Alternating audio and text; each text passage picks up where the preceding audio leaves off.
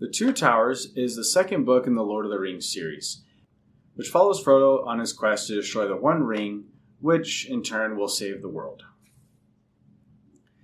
In this review, I'm going to give 5 things that I loved and 5 things that I hated about The Two Towers, except I could only even go 4. Number 1, Legolas and Gimli's relationship. I already talked about this a little bit on my bromance recommendations video, which you can check out in the card or in the description. Their relationship was really cool to me because they come from different cultures and different worlds in a sense, and at the same time, they're able to come together, to bond. Their playful banter also brought a lot of fun and adventure to the story. Number 2, Merry and Pippin. I really liked the moments when we got to see inside Merry and Pippin's heads. I felt like this section of the book was loads better in the book than in the movies. In the movie, it was interesting, but really being inside their heads was a lot of fun. We didn't get that in the previous book, and they are really, really fun characters. Number 3, the Riders of Rohan. And I'm specifically talking about the Riders, not the Kingdom of Rohan, not the King, not the story, just the Riders of Rohan. And specifically, the description when they enter the story. I listened to this book on audio and I repeated that section over and over and over again. I'm pretty sure I listened to it around 15 times. That entrance was just beautiful. Number 4, the world.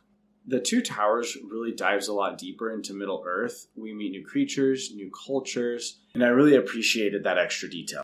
Number 5 has a spoiler in it for the book specifically.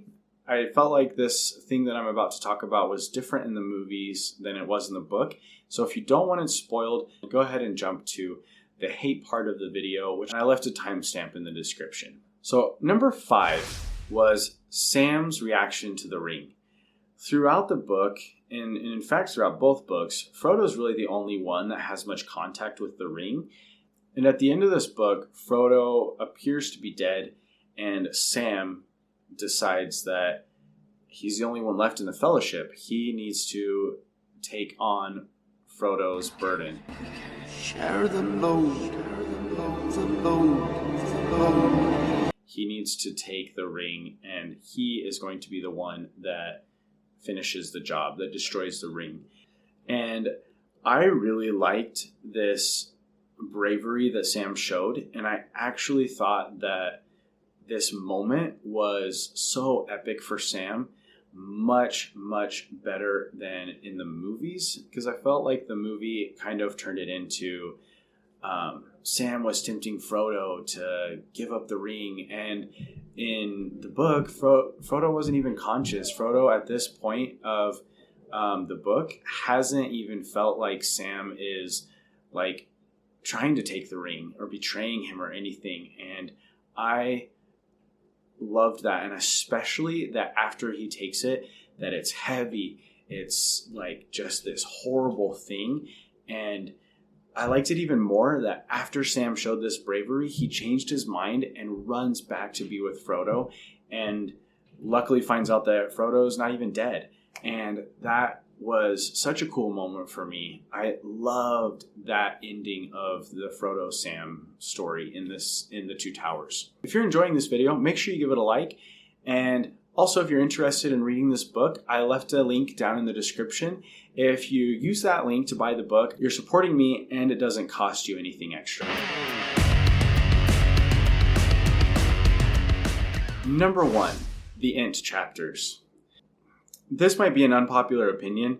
At least for me, it surprised me that I felt this way because I really liked the Ents in the movie.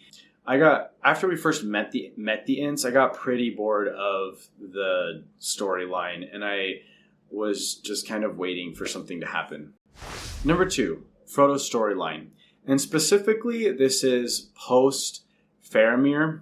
I really liked a lot of the parts leading up to when they meet Faramir, and I actually kind of wish that I'd mentioned Faramir in the love part of this video because he was a really cool character as well.